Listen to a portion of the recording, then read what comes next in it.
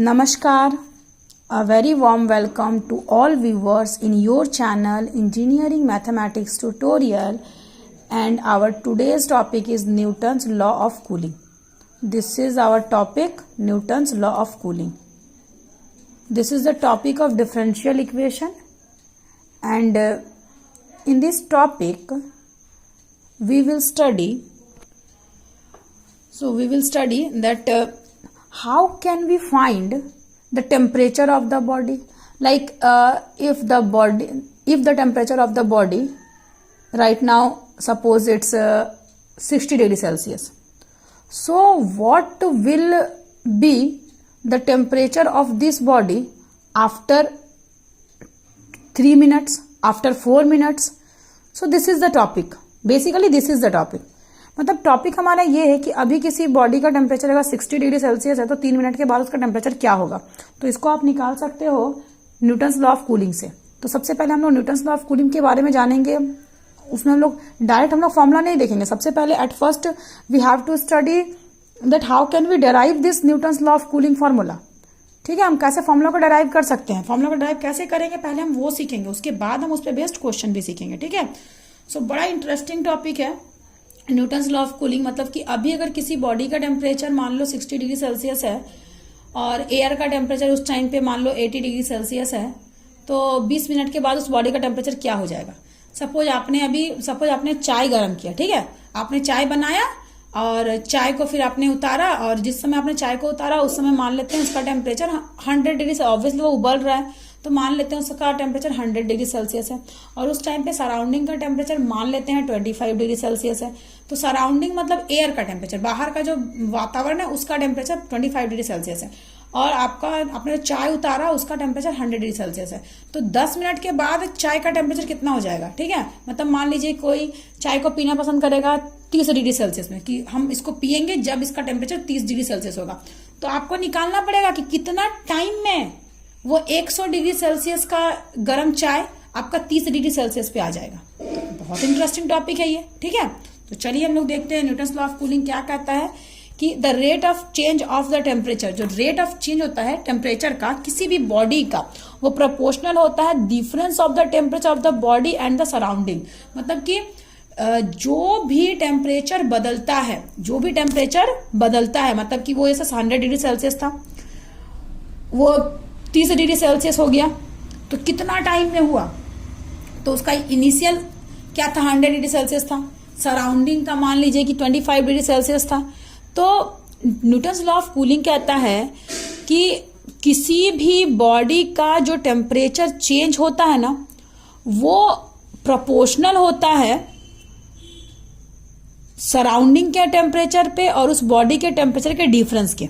मतलब कि जितना ज्यादा डिफरेंस होगा उतना ही जल्दी रेट चेंज करेगा, मतलब उतना ही जल्दी टेम्परेचर डाउन होगा या इंक्रीज करेगा या डिक्रीज, जो भी चेंज आपका आना है, चेंज चाहे टेम्परेचर घटे या टेम्परेचर बढ़े, जो भी चेंज होगा वो चेंज उतना ज्यादा होगा जितना ज्यादा डिफरेंस होगा. ठीक है, मतलब जितना ज्यादा डिफरेंस होगा, किसका डिफरेंस, किसी भी बॉडी का इनिशियल टेम्परेचर या फिर किसी भी बॉडी का जो अभी टेम्परेचर है, इनिशियल टेम्परेचर तो एकदम स्टार्टिंग में किसी बॉडी का टेम्परेचर कुछ तो होगा, या फिर आप इनिशियल भी मत लीजिए, आप लीजिए कि अभी किसी बॉडी का टेम्परेचर क्या है, अभी किसी बॉडी का टेम्परेचर क्या है. तो अभी किसी बॉडी का टेम्परेचर और सराउंडिंग के टेम्परेचर का जो डिफरेंस है, अभी किसी बॉडी का टेम्परेचर और सराउंडिंग यानी कि एयर का, वातावरण का, एटमॉस्फेयर का जो टेम्परेचर, उसका जो डिफरेंस है, वो डिफरेंस जितना ज्यादा होगा उतना ही ज्यादा बॉडी का टेम्परेचर जो है वो चेंज करेगा, उसका रेट भी चेंज करने का उतना ही ज्यादा होगा. मतलब डिफरेंस जितना ज्यादा होगा बॉडी का चेंज होने का जो रेट है वो भी उतना ही ज्यादा होगा. ठीक है, सो वही चीज बोल रहा है कि the rate of change of the temperature of a body, किसी भी बॉडी का जो रेट ऑफ चेंज है, बदलने का जो दर है, वो प्रोपोर्शनल होता है, समानुपाती होता है उस बॉडी का टेम्परेचर और सराउंडिंग के टेम्परेचर का डिफरेंस का. ठीक है, मान लेते हैं थीटा टेम्परेचर है किसी भी बॉडी का टी टाइम पर, मान लीजिए अभी टी टाइम पे बॉडी का टेम्परेचर थीटा है, और थीटा नॉट टेम्परेचर है सराउंडिंग का, सराउंडिंग का मतलब बाहर का. ठीक है, वातावरण का टेम्परेचर है. तो according to Newton's law of cooling क्या कहता है, न्यूटन्स लॉ ऑफ कूलिंग क्या कहता है? तो आपका न्यूटन्स लॉ ऑफ कूलिंग कहता है कि rate of change of temperature, temperature का जो रेट ऑफ चेंज है वो समानुपाती होता है, प्रोपोर्शनल होता है डिफरेंस ऑफ टेम्परेचर। तो डिफरेंस किसका डिफरेंस? तो बॉडी का टेम्परेचर जो टी टाइम पे था वो, और सराउंडिंग का टेम्परेचर जो था। तो बॉडी का टेम्परेचर क्या था? थीटा था, और सराउंडिंग का टेम्परेचर क्या था? थीटा नॉट था। तो दोनों का डिफरेंस यानी कि दोनों को हम लोग माइनस करेंगे, तो ये प्रोपोर्शनल होता है किसके? Rate of change of temperature. तो रेट ऑफ चेंज आप लोग को मैंने जब डिफरेंशिएशन बताया था सेकंड सेमेस्टर में तभी बताया था कि रेट ऑफ चेंज को हम लोग d/dt से डिनोट करते हैं। तो टेम्परेचर का चेंज यानी कि थीटा का चेंज, थीटा का चेंज मतलब D theta by d T, ठीक है। रेट ऑफ चेंज हमेशा हमारा d/dt होता है, मतलब समय के साथ चेंज होना, टाइम के साथ कोई भी चीज का चेंज होना, तो d/dt कहलाता है वो। और किसका चेंज? तो टेम्परेचर का चेंज। तो टेम्परेचर किसको माने थे? थीटा को माने थे, तो d theta by d t. और ये प्रोपोर्शनल हो जाएगा difference of temperature. Difference of temperature मतलब इनिशियल कितना था? थीटा था, और सराउंडिंग क्या था? थीटा नॉट था, ठीक है। अब दिस इंप्लाइज दैट आप क्या बोल सकते हो? अब दिस इंप्लाइज दैट आप बोल सकते हो कि आपका D theta by d T proportional को इक्वस टू में बदल दीजिए, ठीक है। तो ये आपका क्या बन जाएगा? प्रोपोर्शनल को इक्वस टू में बदलेंगे तो ये आपका बन जाएगा के। ये तो पता है ना, जब भी हमारा प्रोपोर्शनल टूटता है, फिजिक्स में आप लोगों ने पढ़ा होगा, जब भी प्रोपोर्शनल हटता है तो हम लोग का वो क्या हो जाता है? एक प्रोपोर्शनलिटी कांस्टेंट आता है, तो ये हमारा मान लेते हैं के है, into theta minus theta not. और यहाँ पर हम माइनस के करेंगे, पता है क्यों? प्रोपोर्शनलिटी कांस्टेंट को हम लोग माइनस के लेंगे। अब माइनस के हम लोग क्यों लेते हैं? तो माइनस के हम लोग इसलिए लेते हैं कि हमारा जो चेंज हो रहा है वो बेसिकली हम लोग क्या देखते हैं? घट रहा है, वो डाउनवर्ड की ओर जाता है। डाउनवर्ड करने का मतलब है कि अभी इतना टेम्परेचर है तो इतना टेम्परेचर कब होगा? अभी अगर 60 डिग्री सेल्सियस पे है तो 40 कब होगा, ठीक है। तो हमेशा हम लोग डाउनवर्ड की ओर लेते हैं, और इसलिए हमारा के का वैल्यू जो होता है वो हमारा नेगेटिव होता है, ठीक है। तो के को पॉजिटिव रखने के लिए, के को पॉजिटिव करने के लिए हम यहाँ पर एक माइनस पुट किए, ठीक है। तो के हमारा पॉजिटिव कांस्टेंट है, के हमारा कैसा कांस्टेंट है? पॉजिटिव कांस्टेंट है। लेकिन जो टेम्परेचर हो रहा है वो डाउनवर्ड जा रहा है, मतलब कि टेम्परेचर नीचे की ओर जा रहा है। तो इस पूरे टर्म को पॉजिटिव रखने के लिए हम लोग यहाँ पर क्या किए? एक माइनस ऐड किए, ठीक है। सो इस तरीके से ऐसे भी बोल सकते हो आप कि के हमारा पॉजिटिव कांस्टेंट है। सीधा सीधी बात, के हमारा क्या है? तो के इज द पॉजिटिव कांस्टेंट। कि हमेशा हमारा पॉजिटिव कांस्टेंट होता है, और माइनस हम इसलिए लगा रहे हैं क्योंकि ये चेंज कर रहा है, और चेंज कैसा कर रहा है? तो ये डाउनवर्ड जा रहा है, तो इसीलिए हमारा माइनस। पूरे को इक्वेशन को स्टेबल रखने के लिए एक माइनस, ठीक है। चलिए, तो d theta by d t equal to minus k theta minus theta naught. अब ये हमारा डिफरेंशियल इक्वेशन बन गया।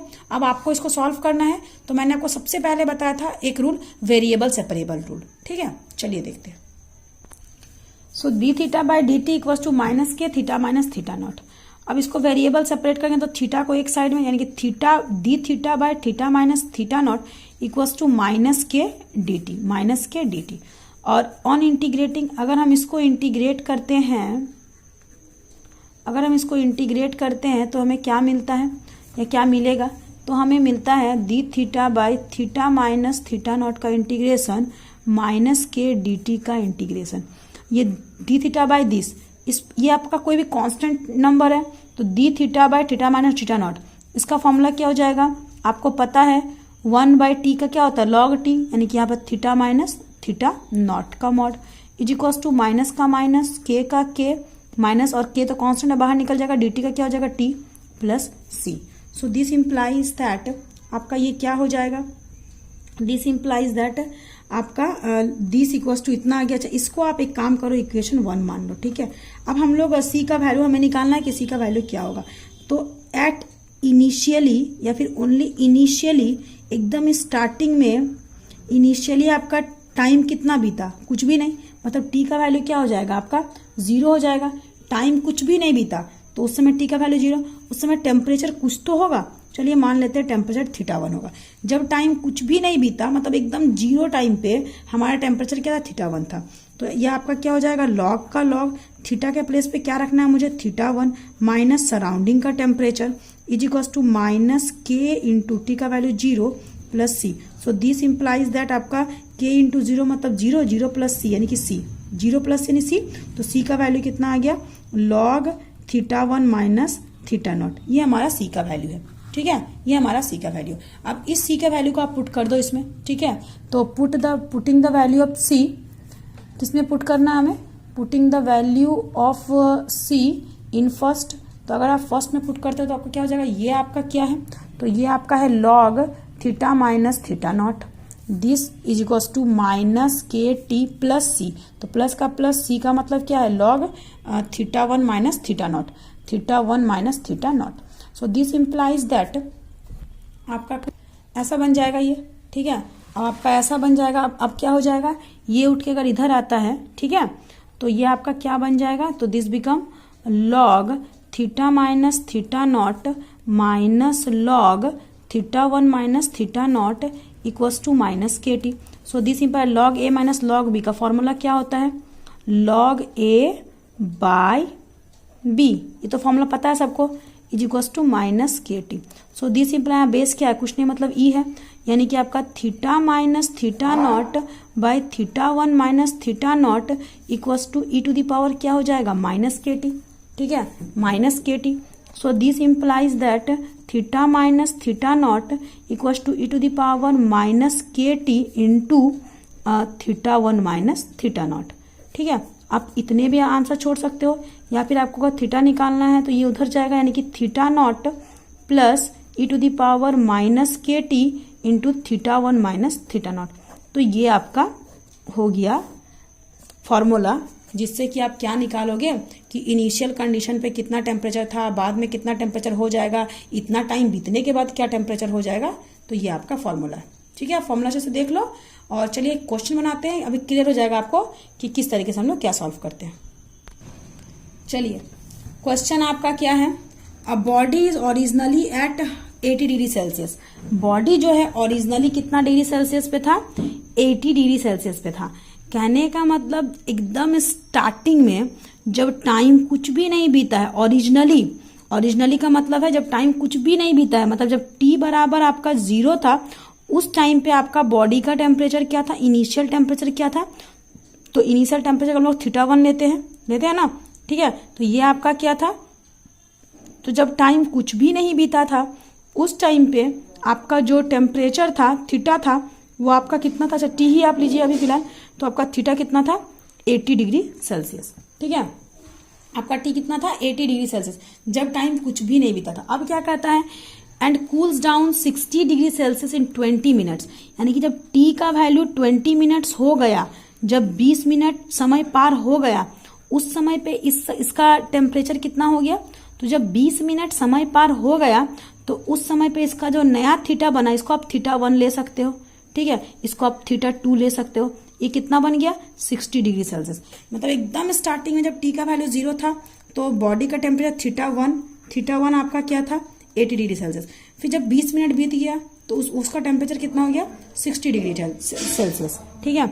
अब क्या कहता है, अगर temperature of the air is 40 degree Celsius, air का टेम्परेचर मतलब क्या, थीटा नॉट, ठीक है ना, एयर का टेम्परेचर मतलब क्या, थीटा नॉट, एयर का टेम्परेचर मतलब कि सराउंडिंग का टेम्परेचर, और सराउंडिंग का टेम्परेचर मतलब क्या, थीटा नॉट, तो थीटा नॉट आपका कितना है, 40 degree Celsius. Find the temperature of the body after 40 minutes, मतलब आपको निकालना है कि जब समय आपका 40 मिनट बीत जाएगा, 40 मिनट्स बीत जाएगा, तो उस टाइम पे आपका बॉडी का टेम्परेचर क्या होगा। क्वेश्चन समझ में आ गया आपका। सबसे पहले बोलते जब टाइम कुछ भी नहीं बीतता है, मतलब टी का वैल्यू 0 है, तो बॉडी का टेम्परेचर है 80, जब 20 मिनट बीत गया तो बॉडी का टेम्परेचर है 60 और सराउंडिंग का टेम्परेचर है 40, तो जब 40 मिनट समय बीत जाएगा तो बॉडी का टेम्परेचर क्या होगा, हमें ये निकालना है।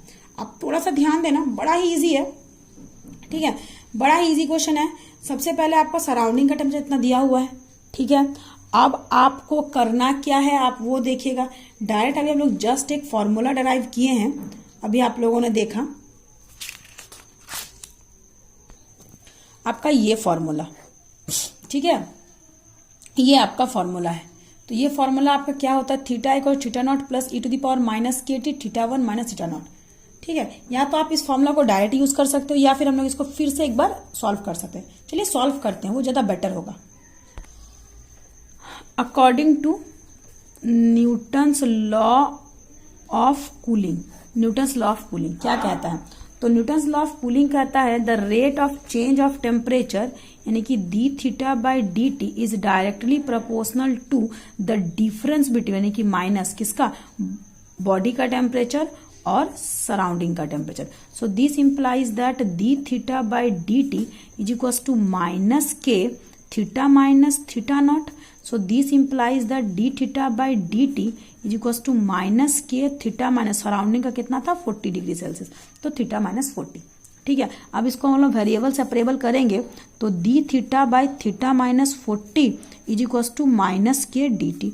अब अगर इसको हम लोग इंटीग्रेट करेंगे तो d theta by theta minus 40 minus k d t का इंटीग्रेशन, अब ये इसका हो जाएगा log mod theta minus 40 is equal to minus के टी प्लस सी, इतना हो जाएगा। ठीक है, अब हमारा क्या हो जाएगा, सो दिस इम्प्लाइज, अच्छा इसको पहले एक बार काम करो 1 मान लो। इनिशियल में जब आपका, पहले हमको सी निकालना है, ठीक है, तो सी कैसे निकालेगा, तो सी निकालने के लिए आपका होगा जब आपका टी का वैल्यू, ठीक है, माइनस के T plus c.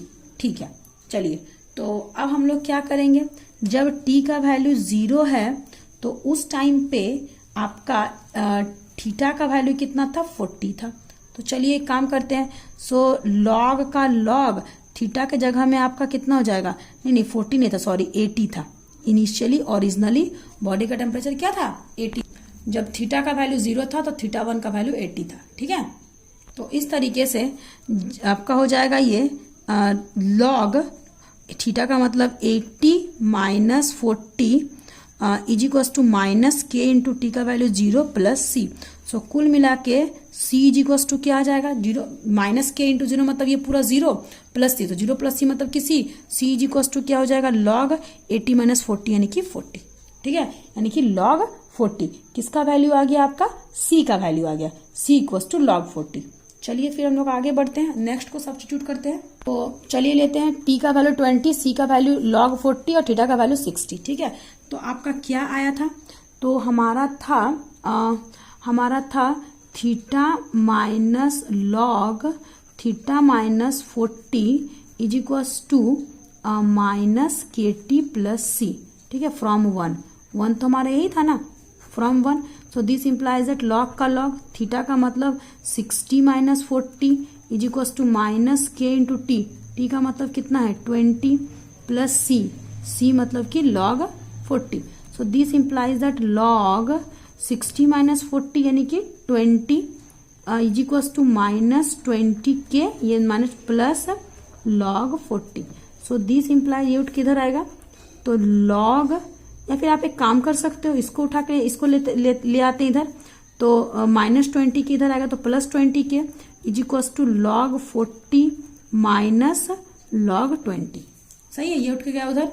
So this implies that 20 k is equals to log a by b यानी कि 40 by 20। So 20 k is equals to log 40 by 20 यानी कि 21 या 22 जा log 2, तो k is equals to 1 by 20 log 2। तो ये वैल्यू आ गया हमारा k का। ठीक है, तो अब हमें क्या चाहिए, अब इनका क्वेश्चन है कि हमारा k और c का वैल्यू तो आ गया, अब ये पूछ रहा है कि कितना टेम्परेचर होगा जब टाइम कितना हो जाएगा। नाउ अब इसका क्वेश्चन है कि जब टाइम आपका बीत जाएगा, जब t का वैल्यू 40 हो जाएगा 40 मिनट्स, उस टाइम पे थीटा का वैल्यू क्या होगा। तो अगेन इसको फिर से 1 में ही पुट करो आप। ठीक है, तो 1 में क्या पुट करोगे, ध्यान दीजिएगा, लॉग का लॉग थीटा हमें निकालना है, तो थीटा के प्लेस पे थीटा माइनस 40 का तो 40 सराउंडिंग का टेम्परेचर है, this is equals to minus k, तो माइनस का माइनस के का वैल्यू अभी कितना निकला 1 by 20 log 2, 1 by 20 log 2 into T, तो टी का मतलब कितना है 40 प्लस सी मतलब कितना हो जाएगा सी मतलब log 20। ठीक है, सी का वैल्यू क्या था, अच्छा log 40, तो सी का वैल्यू आपका हो जाएगा log 40। क्लियर। ठीक है, हम लोगों ने क्या किया, सबसे पहले हम लोग इनिशियल कंडीशन को लिया और सी निकाले। अब सी निकालने के बाद हम लोग फिर जो सेकंड कंडीशन दिया था उससे हम लोग के निकाले। अब के और सी जब निकल गया तो हमको पूछता है कि टी का वैल्यू जब 40 मिनट बीत जाएगा तो थीटा मेरा क्या होगा, ये पूछ रहा है ये। ठीक है, तो चलिए उसी पे काम करते हैं। तो सारा वैल्यू लॉग का लॉग थीटा तो निकालना है, 40 का 40 माइनस का माइनस के का वैल्यू पुट किए, जो अभी जस्ट निकाले क्या थे 1 बाई 20 log 2, टी का मतलब 20 मिनट बीता है, टी का मतलब कितना मिनट बीता है टी का, अच्छा टी का मतलब यहाँ पे 40 मिनट है, तो टी के प्लेस पे 40 प्लस का प्लस, सी का वैल्यू क्या निकला log 40, तो log 40 ये रहा आपका। ठीक है, so this implies that log का log theta minus 40 is equal to 20 से इसको काटिए, 22 जा तो ये हो जाएगा -1 इंटू 2 मतलब 2 log 2 plus log 40। So this implies that ये किधर आएगा, या फिर इसको लाइए इधर, तो ये हो जाएगा 2 log 2 is equals to log 40 minus log theta minus 40। So this implies that 2 log 2 is equals to log 40 by theta minus 40। ठीक है, इतना आ गया हमारा। सो दिस इंप्लाइज दैट आपका 2 log 2 इज इक्वल्स टू, अच्छा ध्यान दीजिएगा log दिस, तो हम लोग दिस इक्वल्स टू क्या बोल सकते हैं, मतलब ओनली 40 बाय थीटा माइनस 40 को क्या बोल सकते हैं, ई टू दी पावर दिस बोल सकते हैं। ये तो फॉर्मूला पता है ना, यहाँ कुछ नहीं मतलब ई है, तो ये अगर इधर आएगा तो ई का power this is equals to ये हो जाएगा। ठीक है, so this implies that theta minus 40 cross multiplication कर रहे हैं, theta minus 40 is equals to 40 by e to the power 2 log 2। So this implies that theta minus 40 equals to 40 into ये ऊपर जाएगा तो e to the power -2 log 2। ठीक है, और this implies that theta equals to क्या हो जाएगा 40 e to the power -2 log 2 plus 40। ठीक है, आप इसको इतना में भी आंसर छोड़ सकते हो, अगर आपका मन है तो थोड़ा सा और सॉल्व कर सकते हो। 40 ई टू द पावर -2 यानी कि log 2 टू द पावर -2। ठीक है, log का log 2 का पावर -2 इतना हो जाएगा, प्लस 40 यानी कि 40 ई और log कैंसल, ये तो पता है आपको, और ये आपका बेस में आ जाएगा, मतलब कि 2 to the power -2 plus 40।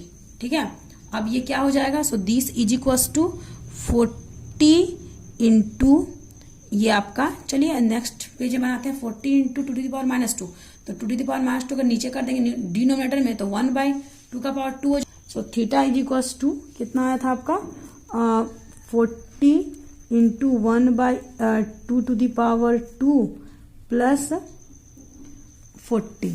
So this is equals to 40 into 1/4 plus 40, 4 10 जा 10 प्लस 40 यानी कि 50 डिग्री सेल्सियस। तो जब टाइम आपका बीत जाएगा 40 मिनट, उस टाइम पे बॉडी का टेम्परेचर कितना हो जाएगा 50। तो क्वेश्चन क्या था, तो क्वेश्चन था आपका कि बॉडी का स्टार्टिंग में टेम्परेचर 80 था, यानी कि जब t बराबर 0 था तो उसका बॉडी का टेम्परेचर 80 था। ठीक है, और वो 20 मिनट में इतना कूल डाउन हुआ, यानी कि जब टाइम इसका 20 मिनट बीत गया तो बॉडी का टेम्परेचर ये हो गया। सराउंडिंग का टेम्परेचर 40 है, थीटा नॉट आपका 40 है, जब 40 मिनट बीत जाएगा तो बॉडी का टेम्परेचर क्या होगा। ठीक है, ये क्वेश्चन था हमारा। तो चलिए सबसे पहले ये न्यूटन्स लॉ ऑफ कूलिंग से D theta by d T directly power this का वैल्यू दिस, इसको हम लोग इक्वल टू करेंगे तो -k theta minus theta not, D theta by d T ये -k theta minus theta naught का value 40। अगर इसको वेरिएबल सेपरेबल करेंगे इतना हो गया, इंटीग्रेट करेंगे इतना हो गया, इंटीग्रेट कंप्लीटली करेंगे तो इतना हो जाएगा। अब हमें सी का वैल्यू निकालना है, तो सी कैसे निकलेगा, इनिशियल कंडीशन में टी का वैल्यू 0 था तो थीटा आपका 80 था, हम लोगों ने पुट कर दिया इसके जगह पे 80 माइनस 40 यानी कि log 40 minus k into t का वैल्यू 0 प्लस सी, तो सी का वैल्यू कितना आ गया log 40। ठीक है, अब फिर से हम लोग क्या करेंगे, सेकंड कंडीशन क्या था हमारा सेकंड कंडीशन था जब टी का वैल्यू 20 था तो थीटा मेरा 60 था और सी हम लोगों ने जस्ट निकाला, तो सब वैल्यू को यहाँ पर पुट करेंगे। log का log थीटा के जगह 60 माइनस 40 इक्वल्स टू माइनस का माइनस k का k, टी का मतलब 20 प्लस log 40, इसका log 20 minus 20k plus log 40, ये इस साइड गया ये इस साइड गया तो इतना हो गया। अब ये हमारा 20k इक्वल्स टू दिस, तो कुल मिला के हम लोग k का वैल्यू निकाल लिए। अब इसका क्वेश्चन है कि जब t का वैल्यू 40 मिनट बीत जाएगा, जब टाइम 40 मिनट बीत जाएगा तो टेम्परेचर कितना होगा। ठीक है, तो फिर से इसको इसी में पुट करो, मेन जो फॉर्मूला इसी में पुट करो इसको, तो log का log थीटा की जगह में थीटा, 40 का 40, माइनस का माइनस, k के जगह में k का वैल्यू जो भी जस्ट निकाला, t के जगह में कितना मिनट 40 मिनट मतलब 40, और c की जगह में log 40 भी निकाल चुके हैं, तो वो बस सारा वैल्यू हम लोगों ने पुट किया। और जब हम लोग सारा वैल्यू हम लोग पुट करते हैं तो ये सारा वैल्यू पुट हो गया और उसके बाद हम लोग का सिंप्लीफिकेशन। ठीक है, तो इस तरीके से हमारा कंप्लीट होता है डिफरेंशियल इक्वेशन। हम लोग अपने नेक्स्ट क्लास में लैपलेस थ्योरम स्टार्ट करेंगे। ठीक है, थैंक यू।